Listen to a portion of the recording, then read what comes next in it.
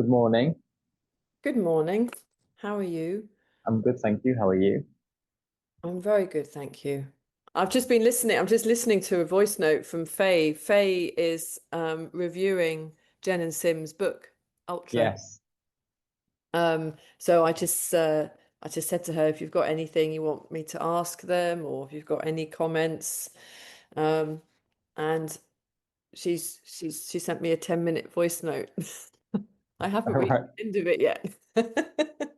10-minute voice note, honestly. Yeah, my sisters send 20-minute voice notes to each other. I don't know how anyone has the Really? time for it now. Yeah, I mean, genuinely, how do you have time to listen to that? That's I yeah. don't know. I think Um it's literally like plug in and sit back and just and like you're listening to an episode of something. I mean, it's good.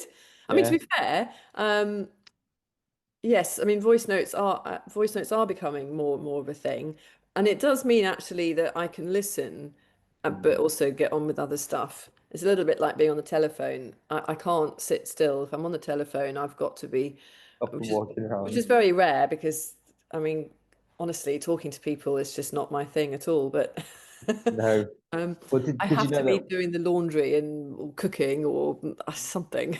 you can be very productive when you're on a phone call? I think Definitely. so. I Yeah. think so. You can do those jobs that don't require any brain cells. Yeah. Um, Unfortunately, that's not my day job.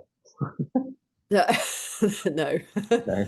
But how are you Did you, feeling? How are you, yeah, feeling yeah, for for the Saturday, race on Saturday, the yeah, day after tomorrow? yeah. Uh, and people keep asking me this, and I think I've summed it up in three words: excited, nervous, ready. Yeah, Yeah, perfect. That's how yeah, it should be. mm, That's how it yeah. should be. Legs are feeling great. I'm carbo loading as like a champ. Um, Excellent. All those pasta dinners. yeah, exactly. So yeah, just bring on the start line now. I just need to make Yeah. sure I stick to my pacing and don't fly off like a bloody idiot and Yeah. ruin everything within a few hours. So Yeah, yeah. Just think of hours 22 and 23 when you yeah, start. exactly. Yeah, I think it was Robbie Britton I heard say that the race doesn't start until 16 hours. Mm. So you really just yeah, Yeah. just Well, think be about sensible. all those people out at Tour de Géant, Oh my God. um, Can't even imagine. which is amazing. I'm following my friend Anna Buckingham, who's Yes, she's doing uh, really well. she is we've got a little WhatsApp group cheering her on, and she sent a message this morning. I mean, the photos, honestly. The weather's been amazing. I'm It sure is, it's yeah. cold at night, but I mean it's hot during the day. And she sent some photos through this morning. It's just, do you know what? I mean, it's got to be worth it, surely. But she said Yeah. just 50K to go. Um, but she also said, I think I'll still be going tomorrow morning.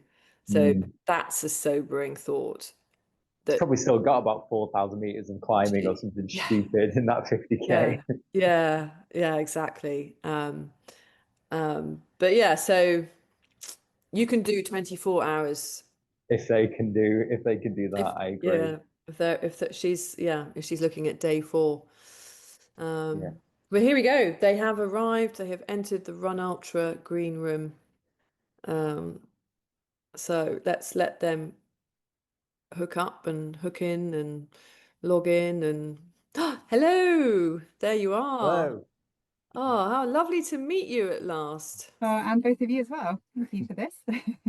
Oh, absolute pleasure. Absolute pleasure. We were just talking about Robin's got a 24-hour track race on Saturday.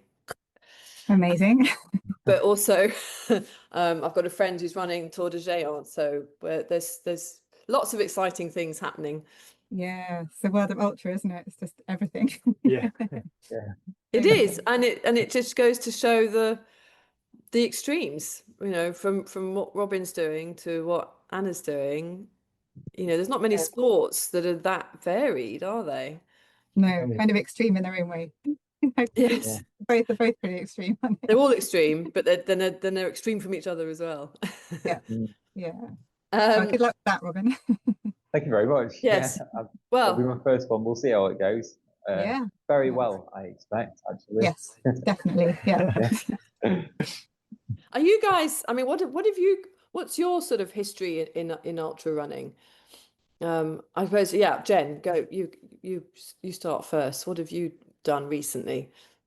But so historically, I think I did my first ultra in maybe 2008, 2009, something like that. And that was like the Tring to Town, which Rory Coleman used to do, and like Ian Sharman won it. So it was like back in the day when Ian Sharman used to run. Wow.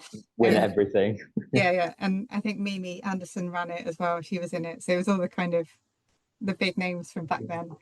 And I was kind of young and naive and and just went out too fast and everything, and probably still do the same, to be honest. But yeah, so I've done various ultras since then. Had two kids, which makes the whole doing ultra thing a little bit more tricky, doesn't it, with the logistics and everything. But so we've taken it in turns since they showed up, and then they're now 11 and 14, so it's a bit easier to get away and do some bigger adventures. And so more recently, I did the ARC year before last, the year before it turned into a UTMB event. I did the ARC 100 then, which was my first 100. I'd had a go at a few before that and not quite made it to the end. Yeah, and then I did UTS 100K this year. And I'm hoping to get to 13 Valleys next week, but we'll see. Oh, is there a question mark over that, or? The daughter has a cold, so see if it develops into anything worse than that. Okay. Yes. Hopefully not. Hopefully not, but yeah, classic timing, isn't it? Yeah. Oh, how about you, Sim? Um, so I was just trying to think. I think I did my first ultra in 2009, maybe, which was the Endurance Life Classic Quarter, which is yeah, Lizard to Land's End, 44 miles, I think, which is a bit of a sort of a wake up call. It's like I'd run for a bit before, and before I sort of decided I was more a runner than anything else. I did a lot of climbing and mountaineering, so I was quite used to being out for like 20, 30 hours working quite hard, but never like not running. And like with climbing and alpine stuff, you end up like you do a bit and then you stop and wait for your mate or whatever, and then so you sort of swap over. So I was quite good with the like sleep deprivation and stuff, but not necessarily the actual just keeping running for so moving. long. And yeah, I've done a few. Jen seems to race more than me at the moment, which is fun actually, because it means we go to really cool places and I get to run around and do the sort of the running that I really want to do, and the routes and the hills and stuff that I want to do, rather than being somewhere cool but having to do a race. Which so I did the Climb Southwest North Coast 100. 110 miles a couple of years ago now, and I'm going to do the Jurassic Coast 100 next year. But yeah, I haven't really got anything much else booked at the moment, but yeah, I'm quite happy with that. Like, there's a lot of that. I've got a big list of things that I'd like to do at some point. Yeah, me too. Mine is just getting ever longer. Every single podcast, there's about 3 races that get added to it. Yeah. The Jurassic Coast as well is supposed to be a really good one to do as well. That's definitely on my radar. Yeah, it looks good, and we're like it's not too far from us. We're based sort of near Bath. So it's quite a nice bit, and I've done quite a bit of it, but I've never there's definitely bits that I haven't done, and I quite like using ultras to sort of explore places. So it'll be quite nice to link all the bits that I've done together in one weekend. When you did ARC 100, then did you go down and recce the course at all, or you did? I did, yeah. Although I think it's Waymark now, isn't it? Because the nav used to be a little bit tricky. So that was a big reason for for me to recce it, because I tend to get lost. But yeah, I'd quite like to do it now. It's waymarked. Yeah. Um, I'll be doing it in January, so that's why the yeah, one thing everybody yeah, I everybody listened to your suggests. chat with Anna Troop actually, and Oh, great. heard you were doing. Yeah. Yeah, pick that for my first 100. Although I'm hoping to run 100 miles on Saturday, but we'll see what happens. But yeah, Awesome. and the thing that most people advise is to go and recce the course, and that's the one thing I can't do. Okay, yeah, you'll be fine. Like, Yeah. I think like people always dread the Pen With bit, like the Land's End to St Ives, but actually Yeah. it's so beautiful. And if you're lucky enough to have decent weather, it's like it takes your mind off the fact that it's it's quite Yeah. long, Yeah. because it's like that bit of the coast is just stunning. And I think the sting in the tail is there's a bit called the Bitches. Have you heard of heard Yeah. of that? And that is really something. And and it's like, you know, when you get the photos of Everest with the queues going up Everest and people are just like taking 2 steps and then stopping, it's like that. Oh no. It's like these Oh, man. really steep stepped climbs up and down, and they're not that long, but I think it's like old mining works or something, so they're super steep up and down. So if you've got poles, I didn't have poles, but poles would be really helpful. But I just spent the whole time dreading that someone at the top was going to fall down. We were just going to like domino all the way down. Please don't fall. No, yeah, Yeah. but it's fine. It doesn't go on that long, but it's right near the end, so it's worth remembering that that's there, because you kind of get past St Ives and you think, oh, I'm on the home stretch now and it's easy, and then these things are in the way. Yeah, but once you get over there, it is all downhill until the last hill, which isn't downhill. Yeah, there's one right at the end, isn't there? But I mean, I Yeah. can't imagine you care at that point. No, you can hear the finish line at that point, so it's fine. Yeah. That's okay. Yeah. Yeah, I mean, I've never used poles either, and I didn't use them on the UTS 100K, and I don't think I'm gonna use them for the arc either. I'm sort of Yeah. it's more out of being stubborn than I think than a real actual choice that people should make. Yeah, if you didn't need them at UTS, you'd be fine. Like, Yeah, I mean, it's climbs, but it's nothing like UTS. I'll try not to be too smug about it.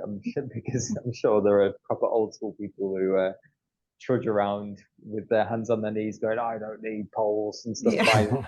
Mine's not the same reasoning. It's laziness more than anything. Yeah, we both It's found such a like, British.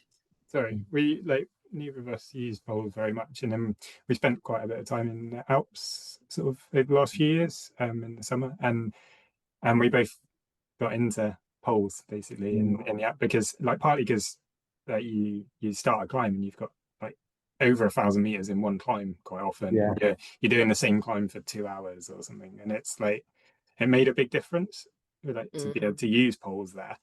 And then I think because of like having a lot of practice with them, like we've then used them in times where I think previous to the Alps we probably wouldn't have bothered and quite liked them. But it is like it's always a hard You don't need them on the yacht, I no. think. No, there's no like they're steep, isn't it? But there's no long hills. Yeah. So I think it's a British thing, isn't it? Because I suppose initially we think, well, we don't have the elevation here to require it, but actually, and I've been trained by someone who teaches using poles for a living, and actually, once you realise that they help from the outset, and it's not just going uphill or downhill, it's they save you energy so that you can sort of pace yourself better, then you kind of realize, a bit like you're saying, it comes in and it helps even on stuff that you wouldn't necessarily think about. Yeah, as long as you're using them efficiently, then they can be really good. I think one thing they do is stop you running so much. It's very easy just to get into a rhythm, isn't it? And I find if I've got poles, just that like you hit a long straight bit where you would normally run, and you kind of have to put them away, and it's a little bit too much hassle. And so I find later on in a race, I might just keep them out and power hike where I'd have otherwise run. So, you've got to concentrate on eating as well, haven't you? Because you've got things in your hands, so it's like harder to just grab up the food. So, or it's more of a decision, I guess. Yes. Yeah, that's a good point. Yeah. Well, I mean, I think I probably would choose to use them on something like Tour de Geos. Yeah. Just it looks like it's an absolute necessity.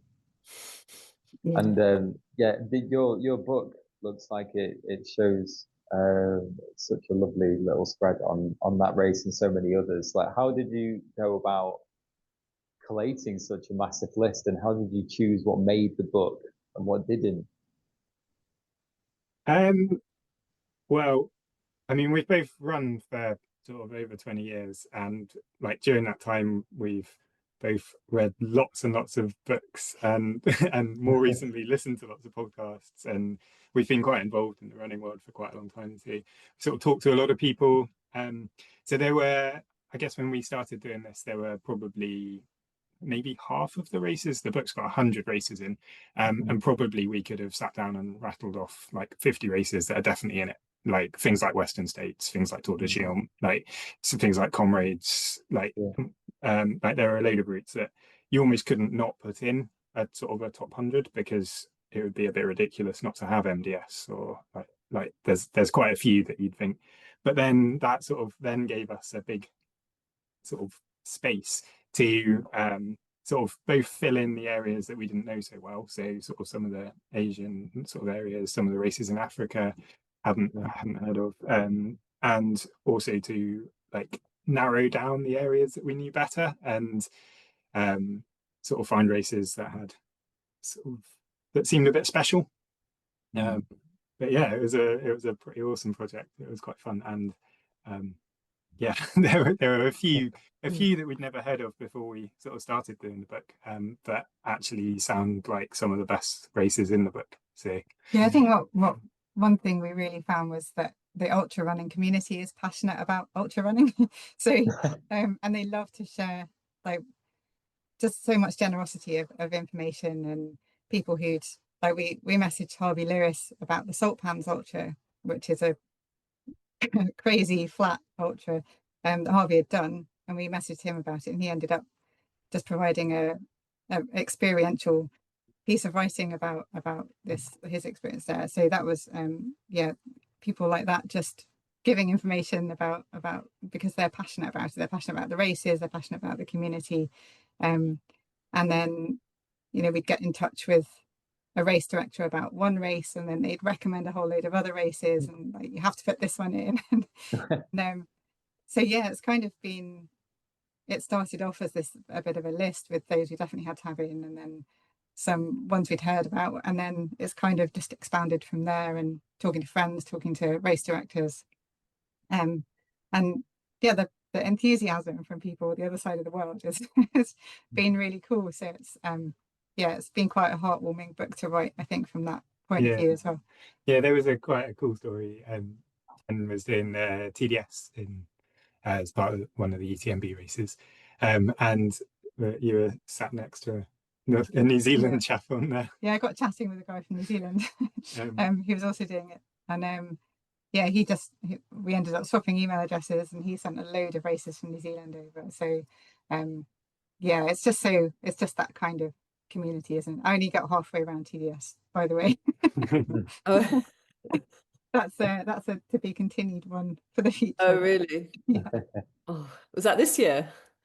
No, it was last year. So, yeah, no, amazing. Well, I did ask Faye. So obviously Faye is reviewing your book, and I said, oh, I'm chatting to Jen and Sim today.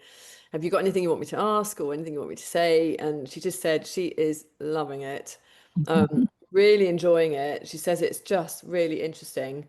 She says it's a great sort of coffee table type of book because it's something you can pick up and put down. She loves the opening page on each ultra that sort of gives a sort of overview of all the information about it, and including the sort of male and female stats, which are really interesting. But yeah, so how long did it take to put it all together was one of her questions. Like Sim said, it's like you're inadvertently researching for the years that you're ultra running and reading and talking to people, but specifically on this project, probably about 18 months from sort of agreeing the deal with the publisher to sending it all in and it being ready to print, I think. So yeah, but it was quite full on for that time. Yeah. Yeah, it's quite fun. Like some of the like all those race details, some of them it's like really easy to find, and some of them it's really hard to find. And Oh, you really? end up sort of trying to talk to someone sort of in like anywhere in the world, and like getting a bit confused with translations and stuff, and trying to find out how many people started and finished and things like that. But it was really nice because we were trying to work out the sort of the stats that felt like it was interesting to know without having too many. And I quite like what we ended up with, but but it's quite an interesting way of comparing some of the races if you want to.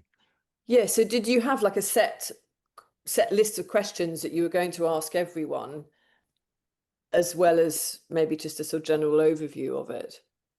Yeah, we had the stats that we wanted, and sometimes that we could just get those from the website. Sometimes we had to delve deeper and actually ask people, and like some races are really like upfront with the GPX file and all the stats from the race, and some really don't want people going and wrecking, and then you have ones like the Barclay where nobody knows anything. Oh, have you got the Barclays in there then? I mean, is it Yeah. not a page at the front then? Yeah, no, we've got some beautiful David Miller shots from the Barclay, so that was really nice. Yeah, we've got a nice double page spread of Ratjaw, I think it is. Yeah, Oh, but yeah, amazing. the Barclay map doesn't have a line. Basically, it's an overview map of the area with sort of like some of the key points, because you know where that is, but like the race effectively Yes, every year. Ratjaw. So things like Ratjaw and Yeah. and the actual start point and things like that we know where they are in the prison. But yeah, the actual route changes and isn't published anyway. No. And there are a few other routes, like one of the ones which goes in the Amazon. Like some of it goes through national parks, and like they're not areas you're allowed to run when you're not on the race. And there's a couple of other races like that. So there's a overview map, but you can't get the GPX. You're not allowed to go and actually recce the route. But we've made sure we've mentioned that. I was going to ask you, did you put a disclaimer and stuff like that in there? Like, please don't actually go and try and run this. You're not allowed. Yeah. Yeah, and also I think one of the things I think was really important was that this isn't a tick list. We don't want people to go and like fly around the world and do all these races. It's more of I think we really wanted to focus on the photos and like showcasing how beautiful this sport is and how beautiful the arenas we get to do it in are. And the good thing about 100 milers is the majority of people can't do more than 1 or 2 a year. So like for us, it was have a read through this and find something that really calls to you. You know, it's not see if you can tick all 100 off. I think that was another. We were a bit worried that people would take it as a like need to do all of them. Good luck if you want to. I think yes. I think it sounds like there's quite a lot that they'd have to get through. Yeah. What another question from Faye was, what made you do it? I wrote a book on women in ultra running previously, and it was through a discussion with the publisher after that came out, and was fairly well received. And I think he was keen to do some more in this world. So we had a chat about it, and I think it is just such a beautiful sport, isn't it? And I think it lends itself really well to this sort of format, the coffee table kind of book, where you can just get lost in it like an atlas. So, and it's a format of book that he was keen to do as well. So it was just sort of a bit of a chat about it, and we hadn't really considered it as a possibility. But as soon as that idea was out there, it's like, yes, this is something we really want to do, because it's just a really exciting project, I think. Because also, sorry, and there's like, can I carry on? Go. Yeah. But like, there's within the ultra running sort of world over the last couple of years, there's been quite a lot of sort of talk about some of the biggest players in the world sort of dominating, and it's quite nice to focus on some of the biggest races are in this book. But it's really nice to sort of almost point out that like actually, if you don't get a ballot place at whatever sort of big ticket race that you're thinking about, like there are so many other really amazing, really beautiful, sometimes like harder in lots of different metrics, like whether that's more ascent or further or whatever, and like actually even like more local to you, like really good races, and it's quite nice to maybe spread the attention a bit. And it felt like this book could do that a little bit, so we liked Yes. them. It must have been so exciting once you figured out, oh, this is the next book we can do, because it seems like something that should already exist, but and in decent quality as well. But it seems that you've hit upon the idea best and first and done it so well and properly. I really want. I'm gonna have to get a copy of the book because it looks so good, and especially as you say, for picking just one or two sort of special races that call to you as well, because you do get thrown all the big ones in your face these days. And I mean, and I like the big ones too, but I do want to expand my knowledge as well of what's out there. And adventuring is very much a part of the reason why I love ultra running as well. And I'm sure it is for a lot of other people. And this is like my way of doing it. So yeah, I I can't think wait to pick one. it's good to maybe start with the bigger ones that offer more support, but then you can kind of almost progress to the more left field ones, the ones that don't have navigation or don't have waypoints, and or a bit trickier. It's almost like you can progress through the challenge, through the adventures, can't you? Yeah, and there are so many now as well. It's like if there's anywhere that like you've always really wanted to go, you might well find that there's a really cool ultra there as well, and so you could like tie in an adventure with a race, and like With a make family it holiday. like a proper trip and a family holiday. And yeah, which I think is the way of doing it, isn't it? It's like I don't really like the like flying a long way for a weekend to do a race and then coming back, but if you No. can turn it into your big holiday of the year or whatever, and bring your friends or family and spend a bit more time exploring the area as well as Yeah, doing the race, absolutely. then Yeah, that's that is a more sustainable way of doing it. yeah. Is there anything that you couldn't quite sneak in that you wanted to? Is there anything that springs to mind? I think for me, there are so many races in the UK, and we obviously couldn't dedicate too much of the book to UK races. So yeah, I mean we've got like limitless trails over in the Brecon Beacons and Owls races, and we love those, but we just couldn't put everything in. So I think there are lots of really lovely races around. Like we've got a local the Imber Ultra, which is out like around Salisbury Plain, and it's a real kind of grassroots feel, like proper, that smell you get at the beginning, like I don't know what it is, like deep heat smell that I always kind of associate with those like real grassroots, like village running race things. But yeah, it's really, and it's run by the local Rotary Club and that kind of thing. And I think for me it was sad not to be able to really celebrate some of those races, but yeah, hopefully it gives us a bit of a platform and a springboard to maybe work on something where we can share a few more of those. You could do national ones, or yeah. I mean, there's so much scope, isn't there? You could just do UK ultras and US ultras. Yeah, definitely. Like when we were like there were lists that we had of races that could definitely have gone in, but like there was a bit of a constant, like we had to sort of work out the numbers we could put in America and Europe and Asia and Africa and things, and then sort of work out how to distribute that, and then therefore which ones could go in, and try not to get all in the same part of one of the continents or things like that.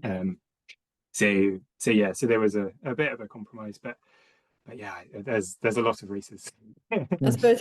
I mean, that's I suppose that's the one limit of print, isn't it? Is that you have to cap it somewhere. I mean, you're basically doing a beautiful version of what Run Ultra does. You're doing a race listing book. Yep. Yeah. You know, these are the, you know, maybe some of the bucket races and some of the alternatives. Yeah, and hopefully it means it captures people's interest, and then they go and look at places like Run Ultra to see what else is out there, isn't it? So, Mm. I think that's Yeah, half like the fun, isn't it? It's browsing and seeing, and a bit like, you know, watching Tour de Géant now. It's people watch, and it's inspiring to them, and they dream. Maybe they start off thinking, well, I couldn't possibly do that, but I could maybe do a 50K in that region, or you know, it just gets people thinking, doesn't it? yeah, Yeah. and it is such a visually appealing sport. Like it's not it even like tennis is exciting, but it doesn't unfold in this grand arena. No, So, no. yeah, so. Yeah, and also like there's 100 routes in the book, but almost all of the races, like you say, like their big ticket one might be the 100 miler or the 100K, but most of them have also got a 50K. Some of them have also got like a 10 miler or a vertical K, and some of them have got like a twice as long sort of Yeah. sort of route as well. So Yeah. in a way, like you could say there's like 200 300 routes in there. Yeah, yeah. Yeah. But yeah, so it does mean that like if you see one and you think like Tour de Géant looks amazing, like you don't have to do the massive one. yeah. No, no. It's actually quite a good idea to do one of the shorter ones first, and then you sort of get your head around the logistics of the place and some of the route, and then you can go back and do the amazing big one.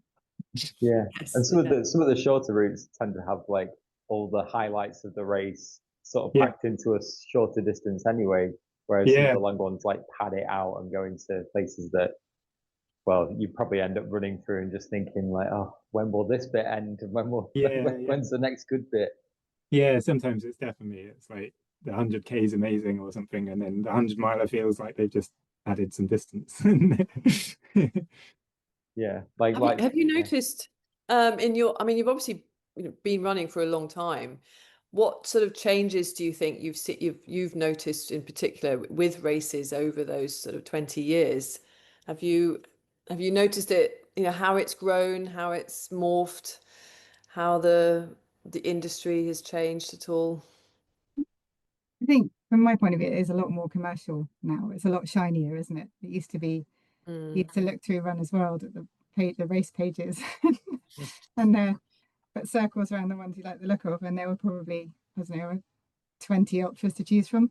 And now it's all like everyone's got their own website and it's all shiny, and there's I think I heard that like a similar demographic to ultras is golf. Like it's that kind of money that is involved in it. Like it's an expensive sport, especially if you do it much, and all the kit, and it's all there's a lot of commercial opportunity with it, which is now being and that's mm, good if you're an elite runner and a professional runner.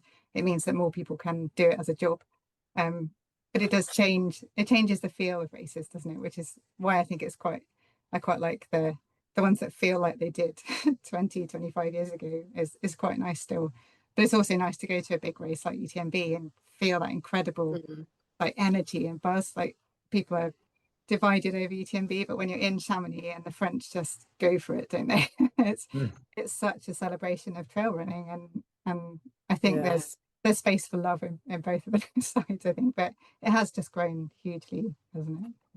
I think we're lucky. We, you know, we do have the option of both sides of things, the grassroots ones and the commercial ones. Um, and there is room for them. So long may that last. Yeah. Yeah, yeah, definitely. And yeah. I was looking at the Wicklow Way Trail in Ireland, and there's effectively a fell race on it, and it's like it's fairly cheap, and it's Mm, like there's not that much information, but it's like it's a hard fought race. Like if you're trying to do it fast, it still attracts like very good runners, and it's quite nice to sort of see that like in the sort of almost the old like fell running spirit of yeah. let me pay a Turn up with five. a fiver and a bum bag. Yeah, and bum bag, yeah, exactly, and you get a pasty at the end, sort of thing. Yeah. That was funny. I was at a trail half marathon a couple of weeks ago, and we were just sort of scanning the people near the front, like, oh, who's going to win? There's one guy, oh, he's wearing a bum bag. He's probably going to win. Like, some people just have that look about them. I think he came third actually, but yeah, it's funny that, isn't it? Well, yeah, like nothing's changed from that point of view. That if you work really hard and you run a lot and you just go for it, like you still win the races. Yeah, exactly. Yeah, the Wicklow Way looks really good. I've heard a few people chatting about that recently. I think I saw Jeff Pelletier do some kind of video on that recently, like a nice ultra out that way. Yeah, there's some good hills in yeah. Over there, it's hilly. Yeah, it is. It does look good. It looks like a really good. And it's nice that it starts in Dublin as well, so it's kind of logistically easy at that end anyway. Yeah, I think the race finishes in Dublin. Does it? Okay. But yeah, like the trail starts in Dublin. Yeah. Cheap to get to. Yeah, exactly. It's like easy to. Yes. Add it to the list. Yeah. I mean, the like tech's changed massively as well, hasn't it? In the last like as you had a stopwatch, didn't you, 20 years ago? And now everyone has that. Yes. If it's not on Strava, it didn't happen. Yeah, exactly. But it means that navigation's much easier, because whether you like it on your watch or not, like you can have it on your watch or you can have it on your phone, and like so you can like a lot of the trails that would have been quite inaccessible to put a race on are a lot more. You can do it a lot more easily, because you don't necessarily have to waymark them, because people have the ability to use tech to navigate, rather than having to either be a really good navigator or have a waymarked trail, basically, which would have been the case. So that's good, and that's sort of, especially in the UK, some of the like in Europe and America, a lot of the trails are fairly well waymarked anyway, but quite often not here.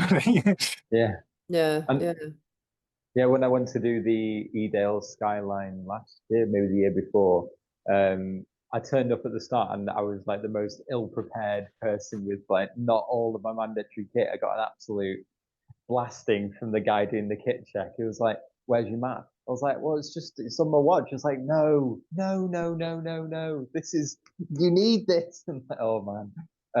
He actually ended. I didn't have one of my extra layers that I needed as part of the kit as well, and he took it off his back and gave it to me and said, I'm not racing today. Here, just take mine and make sure you're prepared next time." That's a really cool race, isn't it? That's a real sign of the community, isn't it? Yeah. Brilliant. We lived in the Beat District for a while, and our postman used to do it every year. I tell you what, at the Felsman, they make you take a bearing with your map when they do kit check. I mean, they're really savage. They really make sure that you're. so yeah, there's something about kit check that makes you so nervous, doesn't it? Yeah. That's good though, isn't it? It's like, because there's no point in carrying a map if you can't use it. So if they stipulate that you have to carry a map, then they should stipulate that you have to be able to use the map, shouldn't they? Which not many people can. Yeah. I've heard people being made to try the whistle on their packs as well. It's like, do you know it works? Is it loud enough? And people are like, oh, I don't know where it is. Yeah, it's important to ask those questions, isn't it? I must admit, I've never heard a whistle being used in anger. No. So I think on the spine race kit list, it specifies that you can't use your spork as your poo trowel or your poo trowel as your spork. They're not interchangeable. It specifies this. Did that really have to be pointed out? I tell you what, we've got Lindy coming on the podcast next month. There's going to be so many questions we can ask him. Definitely. The spine kit list was by far the most comprehensive kit list of any race in the book. By like both in numbers of items, but also like all the information about it. I think Lindy quite likes it, doesn't he? The specificity of each item as well. Exactly. Like some of the races have like a waterproof waterproof trousers and stuff, and yeah, the spine is like exactly which waterproof you're allowed, which is fair enough. Like he does justify it, Yeah. and I don't think it's wrong. But it was of all the races in the book, it had probably double the number of things than anything else. I think if you're sort of very gear minded, I mean, I know at 13 Valleys last year we had issues with the thermal mid layer that people had to carry. And what was, people's definition of what was a thermal mid layer was different. Both competitor and the person checking it, we had so many questions coming back up to HQ. Is this a thermal mid layer? Okay. Yeah. It's like, I'm worried well, now. yeah. I guess that's But why Lindy's done what he's done, isn't it? Because it's like there's no question. It's like your thermal mid layer has to be made out of these fabrics. It has to weigh at least this, and all that sort of thing. And then like if you turn no up with argument. something wrong, then it's like it's just your fault. Yeah, yeah. Because the And insulated it's jacket specification is quite clear for 13 Valleys, isn't it? I think what, sorry? the insulated jacket at Yes. 13 Valleys, it has to be insulated all over, not just like Yeah. yeah. I think that's as a result. Yeah. It's all spiraled from the legendary story of Killian, like I don't know, 10, 15 years ago, turning up with a waterproof jacket for a Barbie doll, and like a stamp size mosquito net and stuff like that, which was fine because like Really? it didn't specify what the thing Nice. had to do. So like just take it to the extreme of not having to carry it. And then from there it's Really? like, oh okay, well we need to say the jacket has to fit you and has to be actually waterproof. Well, that explains why the elite runners can go around with a 5 litre vest, and Yeah. the rest of us have to stick it into a 20-litre vest. And you're like, well, wait a minute. I mean, I Yeah, know. what are they not carrying? I think is taking a pair of really thin women's tights as your full leg covering, isn't it? Yeah. Mm, So yeah, they don't take up any room at all. it is. It's hard, isn't it? Because yeah, I mean, you want people to be safe, and you don't, they're probably, 99% is unlikely that they're going to need it, but it's just that 1% chance. Yeah. And I guess Um, for like proper pros, like if it gets to the point where it's you need that sort of stuff, then they basically drop out of the race, don't they? Because they're not winning. So well, yes, but then you don't but need then to, you don't need to suffer they it. can still be 5 miles from Yeah. the nearest Yeah. road, whatever, Yeah. can't they? That's the thing. Yeah, so it almost like, because it's part of the challenge, isn't it? That, not only is it your personal admin, but you've got to carry this stuff. Yeah. Maybe it should Yeah. be horse racing and everyone has a specific weight. And the ones at the front have to carry at least 20 kilos. And the guys at the back, maybe they only get to carry 2 kilos. Well, Yeah, it does get said, doesn't it, for the spine, with like the size of some of the smaller women versus the huge guys all having to carry the same size kit. Doesn't really seem like a fair measurement, does it? But Yeah. Is that a race either of you two are interested in? I do like the idea of the winter spine. I don't think I want to do the summer one, but No. but yeah, I think the winter I quite like cold and sort of survival effectively, which I'm I with you think is there. I'm with basically you what there. that race is. Somehow the summer spine is like, it doesn't count, does it? It's like easy It's one. quite often really bad weather anyway, isn't it? It's like it's not yeah, like you get a nice weather time No. anyway. it's too long. There's too much really, chance for it to turn ugly. yeah. I think if I was going to be out for that long, I'd want to do it in Italy with refuges and things. Yeah. Do Tour de Yeah. Géant instead. But, yeah. That's a good point. That's a very good point. Yeah, I think some of the food at some of the aid stations out there compared to the dodgy noodles or lasagna or something, which I'm sure is very nice and like it's exactly what you want. But if you can turn up at somewhere and have some like local cheese speciality, it would be like that sounds like an advantage. Yeah. Yes, nice bit of Parma ham, bread, yeah, they know how to do it there. Must Although admit. the food at 13 Valleys looks good. There's like katsu curry on the menu, which I'm looking forward to. Yeah, Nice. yeah, absolutely. Oh, Yeah, you got sent a menu. Yeah, You choose. yeah. Nice. After UTS, I think I ate pretzels for the whole thing because there wasn't anything else. mm, So yeah, that's not good. That's not good. Did you guys meet doing this stuff? we met in a climbing shop. In the club? Okay. Well, so essentially, yes. I mean, Yeah, we were both at university and doing working in a shop in our spare time. So yeah, the first time I saw him, he was hoovering, and I thought he's the one for me. oh, the romance.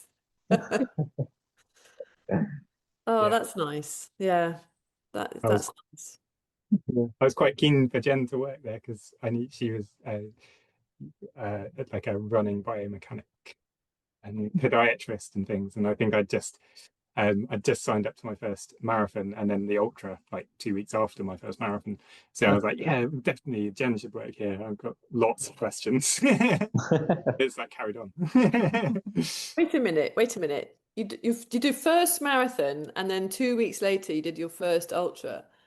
Yeah, because we signed up for an ultra, and I figured I probably should have done a marathon before an ultra, so we signed up for a marathon as well.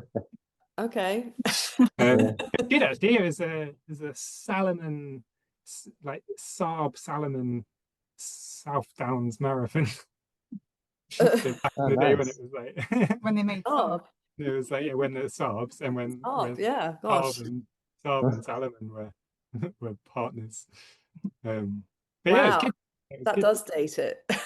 Yeah. Yeah, that's proper retro. But yeah, so we did that, and then yeah, 2 weeks later we did the classic quarter, which and Oh, both of them went really well. It was good. yeah.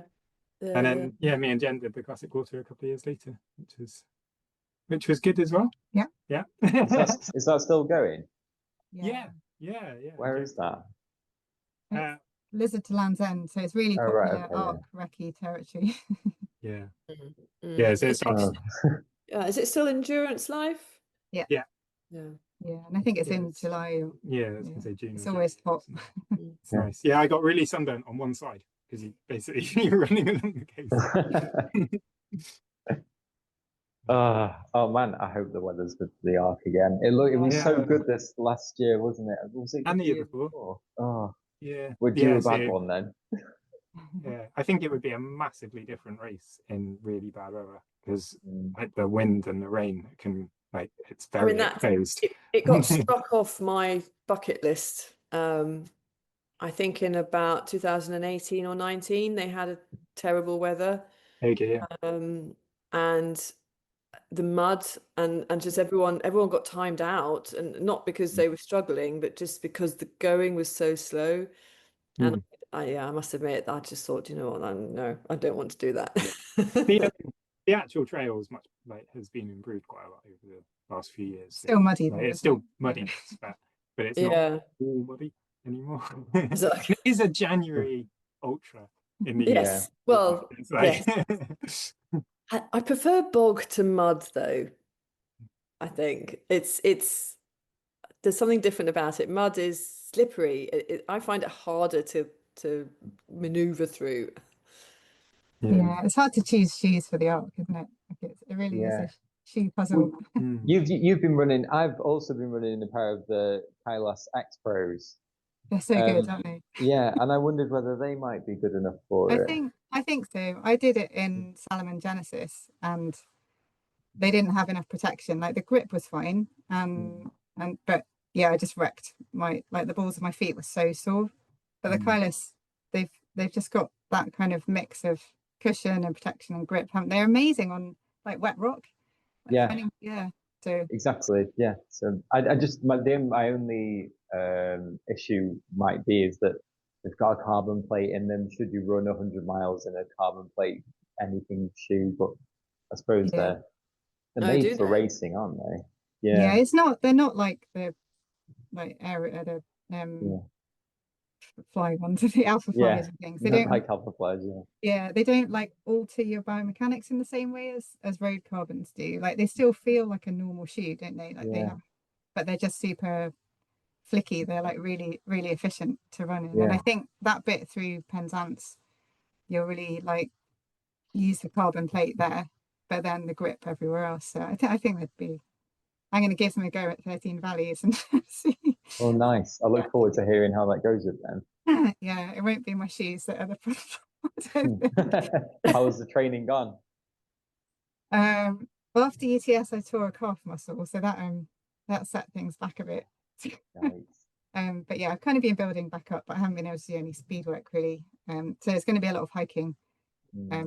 Yeah, but I think that's fine if I can, as long as I can get in the cut-offs, I'll hike it and try not to destroy myself too much. Did you do your calf during the actual race on UTS, or was it No, just after? it was a couple of weeks, maybe a week later. I was sword fighting with my son, and I did an unwide lunge, and Oh, well, we've all done that. yeah, an unwise one. Yeah. yeah, and it just went pop, and it was like instantly. I just couldn't even, couldn't walk at all. Nothing. They were foam swords. It wasn't real swords. Yeah. But yeah, so don't do that after. No. Okay. Very glamorous vision of you there, fencing or something. Our Foam kids swords. fence, so Yeah. like Oh, do they? it is fencing, but it's dangerous because we don't, and so we just get absolutely hammered. Right, right, which is why it happens. That's funny. Oh, I'm sorry though. That's what's your sort of preferred distance? What do you like best running? For me, I'm probably do best over something like Race to the Stones, nice and runnable. So I've been doing lots of mountain stuff that really doesn't suit me at all, and I can't train on. But just because it's the problem solving and it's the like out of your comfort zone and the chaos and everything. I love all that stuff, but I'm super slow on it. So, but yeah, I love it. Well, that's How about you, interesting. Sim? Yeah. I really like a combination. Like I really enjoy a sort of like a rough trail or like even foul sort of 10K 10 mile race where like I can like I'm sort of good enough to compete at that sort of distance and speed and stuff, like not in a like national like level, but like in a local race I can probably be competing for the top 10, which is really fun. Nice. And like sometimes top 3 or whatever, but I love that because it's like I totally ignore the time. It's just like work as hard as you can, but a bit of tactics as well, because I'm better at running downhill than I am uphill. So like I sometimes I quite enjoy like if you like someone might get ahead on the uphill, but I'm like, don't push too hard, don't hurt myself now, I'll catch you on the downhill sort of thing. And I quite like that, you know, I find that really fun. And because of the sort of climbing and mountaineering background, I really like the sort of sky running type races as well. Yeah. But like I like the sort of like the 100 mile or the like the long things where it becomes, for me it's like the place like it's finishing rather than racing effectively. And I like the sort of the puzzle of like every step, it's like what can I do right now that is the best thing that I can do right now to make me finish. And I really like that whole like 20-30 hour puzzle and sort of like that. So I sort of I like all the distances, I guess. And it sort of depends, but my motivation changes a bit sort of as I go through the races and the sort of distances. But yeah, I guess in general, the more off-road and the more technical underfoot, the better. From my point of view. Yeah. The opposite. Yeah, the opposite. Yeah. Yeah, I'm probably happiest on a road marathon, but like from a biomechanical point of view, I can do a road marathon, but in my head, I'd rather be somewhere high up and crazy and wild. Yeah. Marathon time still faster than mine. So last few years I've been trying to chase that, and it keeps on doesn't go right.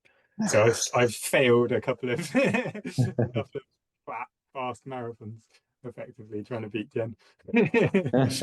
Oh, really? Oh, yeah, but that's tough. That's really tough. Yeah. Yeah. There's another one on Sunday. It's Berlin. Berlin on Sunday. It's supposedly the fastest road marathon in the world, I think. Is Yeah, I it? think boating on I thought that was Sunday, Edinburgh. not Sunday. Newport. Edinburgh, you can get wind and stuff, I think. Yeah. Berlin. I think well, as far as my research says. Yeah, but Berlin's got some of the fastest world like international level times, doesn't it? Yeah, and they can sort of pull each other along, can't they? So yeah, Yeah. which you get at some of the national 10Ks as well. I was looking at the I can't remember what they're called. Like the Telford 10K always has super fast times, but you look at the actual route, it's not very flat, but it's just the people that appear there that pull each other along, and that's what you can get on some of the bigger marathons as well, I think. Sometimes like a bit of undulation I find is faster anyway, because you can go like it's almost like you work hard, have a rest, but during the rest you can go faster than average. So maybe especially on a shorter course, maybe that Yeah. can be faster overall.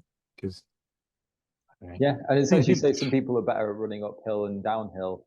Maybe that just sort of causes like each other to sort of help pull each other along. Like, oh, they're going a bit quicker than I would do normally here, and then as a result, everybody just ends up working harder and getting the most out of themselves. Yeah.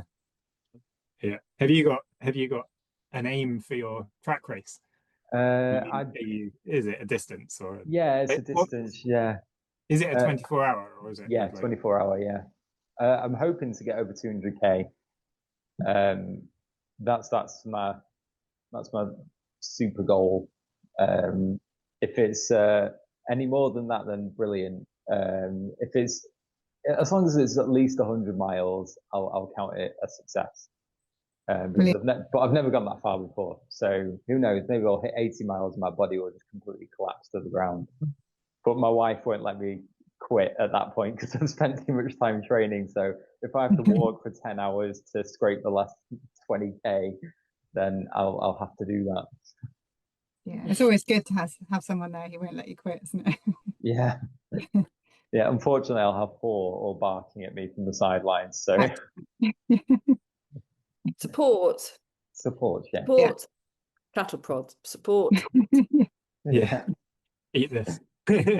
Oh wow! Well, we're going to be Claire's going to be. I think she's going to take over our Instagram so that she can share your pain with the world. Oh, brilliant! great. We'll be watching. Great. Have you done anything like that before? No, I quite fancy trying a track race at some point. Have you read Michael Stock's book? I have, yeah. One Track book, Mind. Yeah. That's one. Love that book. Yeah. Yeah, it was really good. Right. Yeah, really good. Yeah, proper true account of just what it's like. And I like the chapter updates of just like the next hour, how far he's gone, what he's going through. Yeah. Yeah. Yeah, really good book. He's a lovely chap as well. Yeah. Yeah. He is, and he let me give him a call to ask him a bunch of questions as well. Okay, that's handy. And couldn't have given me more of his time. Just absolutely loves it. Loves all of this stuff. Brilliant. Good. But what's next up for you guys? Have you got another book sort of in your head maybe that you're thinking about, or? We've got a National Trust walking book that we're just finishing off, so a little bit different. Oh, okay. Yeah. Yeah, so that's kind of walking sort of our bread and butter at the moment. We write walks for the Times and various other places, Trail magazine and things, and that's nice because we tend to go and run the routes, so it takes us to all these nice places and we run the routes, so we can do like 3 times as many routes as we would if we were walking. So yeah, so that's next. And we've got a book of alpine adventures in process. We need to get over to the Alps. So, cool. Yeah. So that's on the go at the moment, I think. And where can people buy Ultra? Because they're all going to push out and buy one now, obviously. Obviously, yeah. Yeah, Waterstones, like Hive online, all the usual places, really. Yeah. Is it out now? Yes, it's out in the UK now. I think it comes out in the US in October, but it's out now. Okay. So yeah, we definitely recommend it. You'll Thank have you. to wait to read Faye's review, but yeah, it sounds amazing. I think it's got to go on the Christmas list from the sounds of it. Exactly what I was going to say. It's an absolute grand slam for a Christmas present. Yeah. Yeah, hopefully. Yeah. I'll be expecting at least 3 copies from people if I've not bought a copy myself already. Because no one else knows what to buy you, Robin. Exactly. He likes running. Yeah, it used to be a bottle of whiskey, but now I don't drink anymore. Some people don't have a clue what to get me. Socks. Yeah, running socks and ultra. Yeah, there you go. Perfect Christmas Love it. present. Exactly. Yeah. It's good actually. Like even though we wrote it, it's quite a nice thing to flick through. Like, Yeah, I wouldn't mind a copy. yeah. Yeah. Yeah, I did wonder that actually. That I bet you find yourself looking at it as well, like, oh yeah, there was this race as well.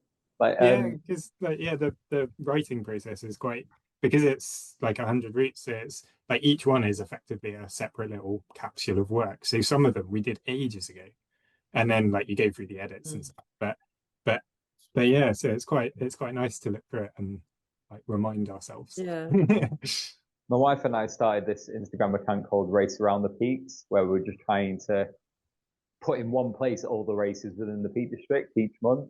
And I find myself looking back to that all the time, just like, oh, what other trail races are there in October? Oh, that's a good one. Like, it's just impossible to remember all of this stuff. So it's nice to have, well, yours is like an ultra Bible, isn't it? Of, like the best ones that you can have. So yeah, I think I can imagine people going back to it again and again.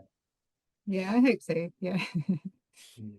Well, thank you so much, both of you, for your time. It's Thank you. great to chat, and all the best with this book. And I will hopefully see you at 13 Valleys next week, Jen. Yes, hopefully, and good luck with your races, Robin, as well. Oh, thank you very much. Oh, are we doing the questions, Kate? Oh, Questions yes. that we're asking everybody. Yes, sorry, it's a new thing. It's a new thing. Go on, Robin, you start. Okay, we'll go Sim first. They're just silly, quick fire questions. Dog or cat? Dog. Book or movies? Book. Gels or solids? Solids. Weights or treadmill? Can I have both? Oh, I really like both. yeah, sure, why not? Porridge or toast? Toast. Nice. And I think I've just thought of another one we should add. Mud or bog? Oh, controversial. Bog. Bog. Bog, definitely. Yeah, especially the proper Quaker bog thing where you've got to just go for it and hope that you don't suddenly disappear up to your waist. Yes. Sink. Yeah. Proper sinking. Brilliant. Thank you so much, guys. Thank you.